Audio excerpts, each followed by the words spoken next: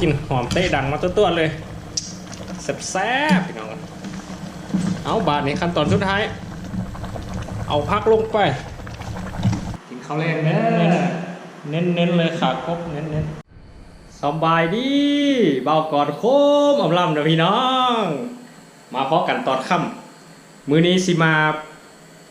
เฮ็ดแกงหน่อไม้เฮ็ดแกงรสชาติสไตล์บ้านในหินเนาะสไตล์ไทยคนบ้านนอกของนาเฮาเฮ็ดแกงซื้อไอ้กาบกินตอนค่ำเพราะว่าเมื่อก่อนก็ได้ไปเอาหาหน่อไม้ซื้อหน่อไม้มามื้อนี้แล้วก็มีสุดมาติดตามแล้วกันเดี๋ยวสิพาพี่น้องแกงนอเห็นว่าจักสิแกงนอเป็นเด้อพี่น้องเด้อนี่มาเบิ่งเครื่องเฮาเกี่ยมเรียบร้อยนี่เมื่อก่อนเกี่ยมละเดี๋ยวสิขั้นตอนปรุงก็สิอันนี้แม่นเครื่องอันนี้เครื่องใส่ผสมนั่นแล้วแกงไส้กบได้มื้อนี้เด้อกินแบบอาหารบ้านนอกเลยแบบอาหารไทยในหินเท่านะกะเกี่ยวไว้นี่มีกบแล้วก็มีเครื่องนี้ตอนนี้กำลังต้มน่ออยู่เนาะนี่กำลังต้มน่ออยู่เดี๋ยวน่อจืดแล้วก็สิได้ทำการแกงใส่ยานางคือเก้าพี่น้องนี่มาเบิ่งขั้นตอนกันอันนี้น่อจืดกันเดี๋ยวสิท่องน้ำพิมพ์แล้วกันได้ใส่น้ำยานางเนาะหลังจากที่เขาต้มมันจืดแล้วเนาะต้มน้ำจืดแล้วเขาก็ทอกเอาน้ำที่ว่าเขาต้มมาน่อหั่นออกไปแล้วก็เติมน้ำยานางใส่น้ำขุ่นๆในน้ำยานางเด้อพี่น้องเด้อนี่เป็นน้ำยานางต้มให้มันนั้นก่อนให้มันฟดกันมันฟดกันเนาะแล้วค่อยปรุงแกงเนาะที่สำคัญเนาะพี่น้องอันที่คาดบ่ได้ลูกโดดเนาะเราก็ใส่ลูกโดดเอาลงไปเก็บลงไปโดดคือหมกเพชรถ้าเป็นได้ภาษาหน้าหินเขาเรียกหมกเพชรหล่อใช่หมกเพชรหล่อแต่ว่าเวลาผู้ที่ว่าผมซื้อว่าหมกเพชรกับกัดใส่กับใดสินะประมาณนี้นะอันนี้หมกแข็งเก็บเอาใส่ลงเลยตัวนี้ใส่ต้มกันเลยหลังจากที่ว่าน้ำฟดแล้วเนาะน้ำมันฟดเป็นที่เรียบร้อยแล้วน้ำฟดแล้วก็สิเติมกบลงไปพี่น้องเอ้ยกบลงนี่ตกกบลงไปใส่ตัวเดียวพอเนาะกบเนาะกบลงไปต้มกบก่อนแป๊บต้มกบก่อนแป๊บหลังจากกบมันสุกเนาะกบมันเริ่มสุกนี่กบนี้สิบ่ใส่แบบเป็นตัวนี้บ่ก่อนจะเอามาต่ำโคลกนะต่ำแบบโค้งเข่งนะต่ำให้มันมุนลงหน่อยนึงเอาต่ำใส่กระมังเพชรนะจากต่ำนี่นะต่ำโคลกเขากันหน่อยนึงจะได้ประมาณนี้พี่น้องเลยแล้วก็เอานี้มาใส่หวายบาทนี่เลย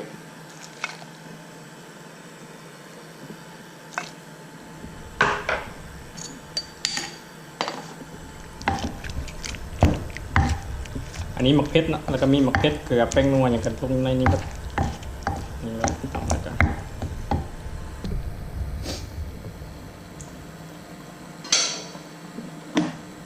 หลังจากนั้นก็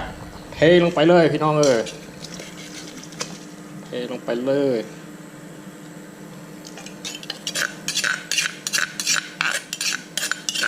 ต้องแกงมันหน่อย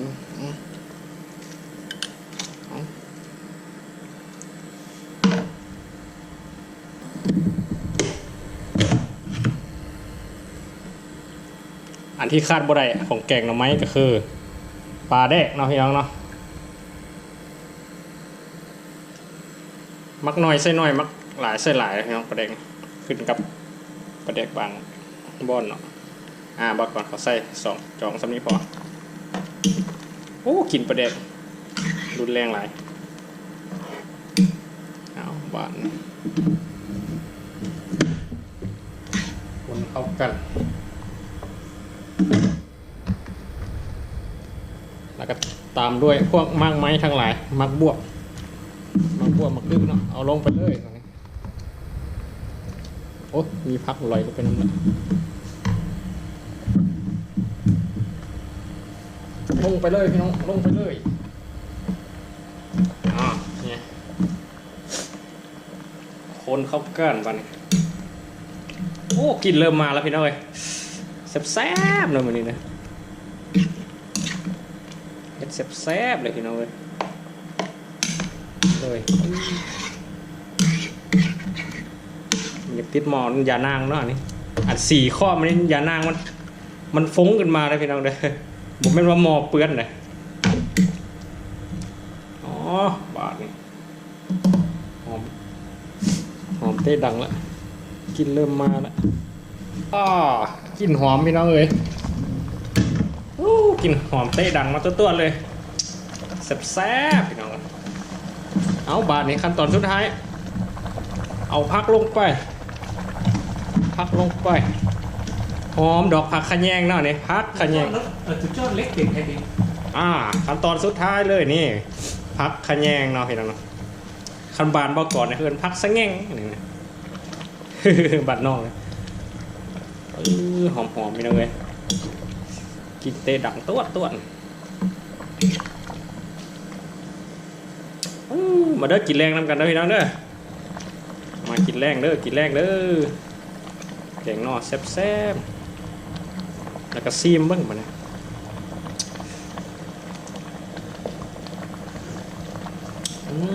หอมง่อยๆพี่น้องเอ้ย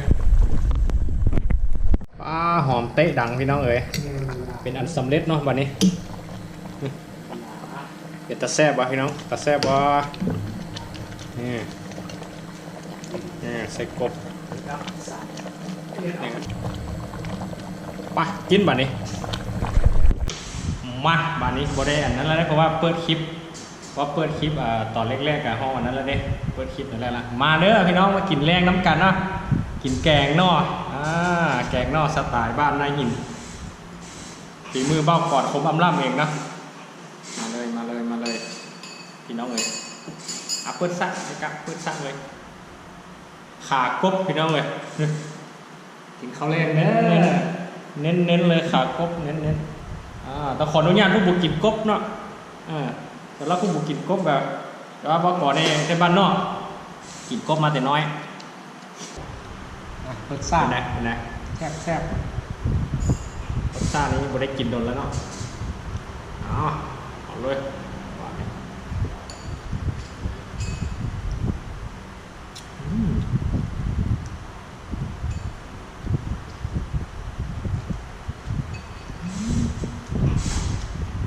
ว่าโดนแล้วนะเบอร์แกงทำไมปีกับกระสือของแท้มันนี่พี่น้องเลยไฮไลท์ในการกับแกงนอกนะตั้งขึ้นกันมาจะไปนั่งไปสูงแล้วบรรยากาศหนึ่ง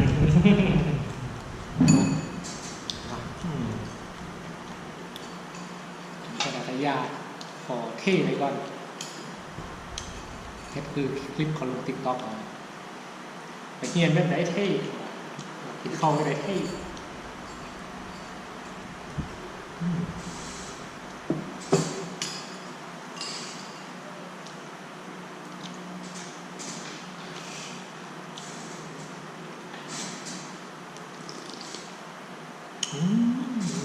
เอาไหมครับกินไปครับเซ็กเงาไลน์วิวกันโอ้ขับนวดนี่ไหมเป็นน้ำปลาแดงเนี่ยเบิ้งจุ๊บติดตามกับขั้นเบิร์ดกับพวกนี้เราก็จะได้สร้างซื้อไหมโล60คนได้หมดเลย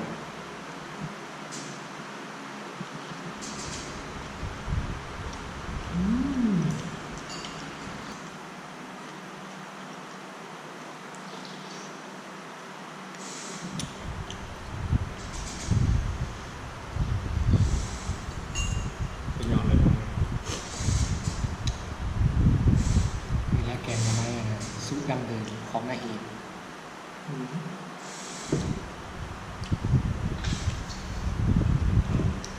ว่าแล้วกับคนทองเนี่ยคือไปยู่เครื่องเลยกับถ้าเคยกินมาแล้วผู้เก้าไปเห็นอย่างนี้เป็นชุดนึงรสชาติเก้านะสร้างเป็นดั้งเดิมเนาะ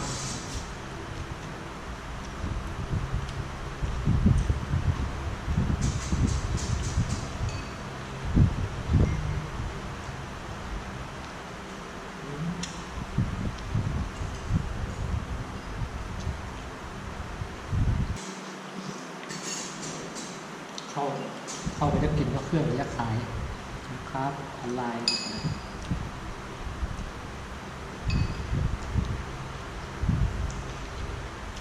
มาแล้วแจ้งเลยซอกหาเงินก้อนลาสัน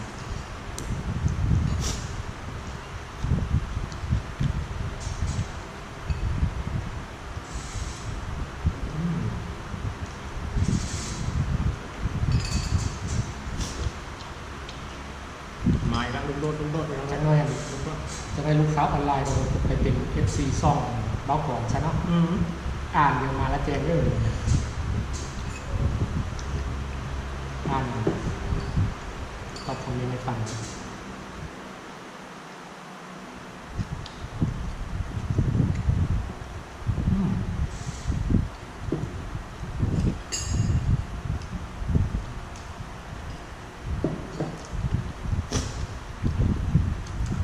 ดูนี่เหมือนครับมีบุฟเฟ่ได้มันแจ้งอย่างแกงให้กินก็ได้สักหมดอ่ะ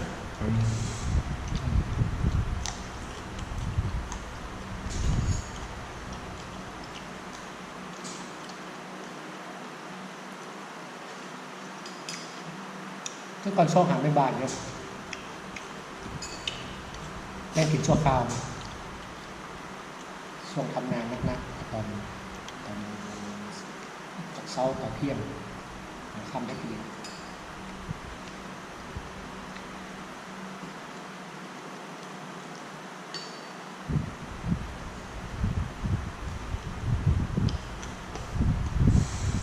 มันมีก๊อกสองลงธุรกิจก๊อกสองจริง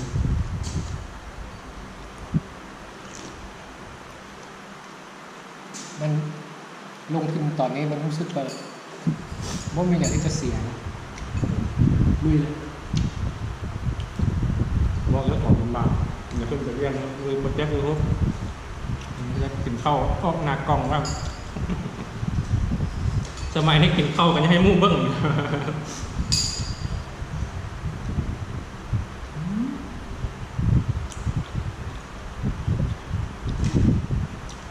ขากบเลย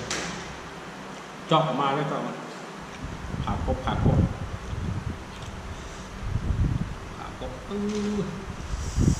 เรียบปากขากบ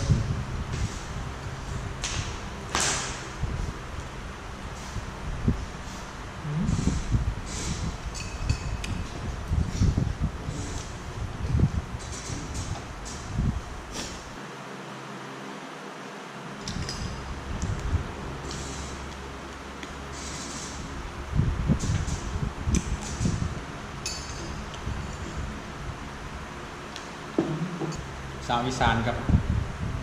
แกงนอกกับหลายคนนะเป็นตะย่างมันพออยู่มื้อก่อนได้ไอเดียมาจากสาวอีสานเนาะอันเป็นแกงนอกกินแรงบางก่อนก็นั่งเบิ่งเป็นชั่วโมงแล้วมื้อนี้ก็เลยขึ้นไอเดียได้โอ้ยากคือเพิ่นเอามากิน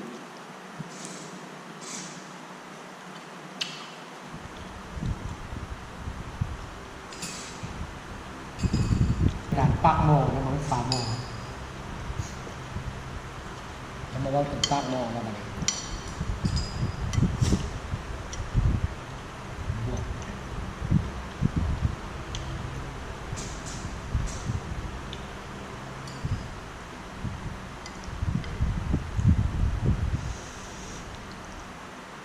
เฮ็ดกระตั้นกันง่ายเฮ็ดกระตั้นจะกินเฮ็ดแบบอันเขาบอกพูดมานะอยากกินตัวจักขอนนะครับอันนี้เรามันเฮ็ดกับพูดมันเลยมันนาน หาง่ายแล้วเดี๋ยวนี้มีแล้ว ขึ้นจักขอนนะคือว่าแบบหอมถึง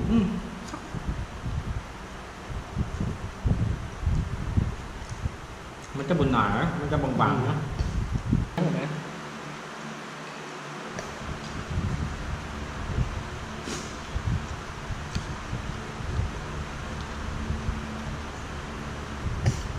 เหยียบรักแสนแล้วกัน ลืมกินหมกแข็ง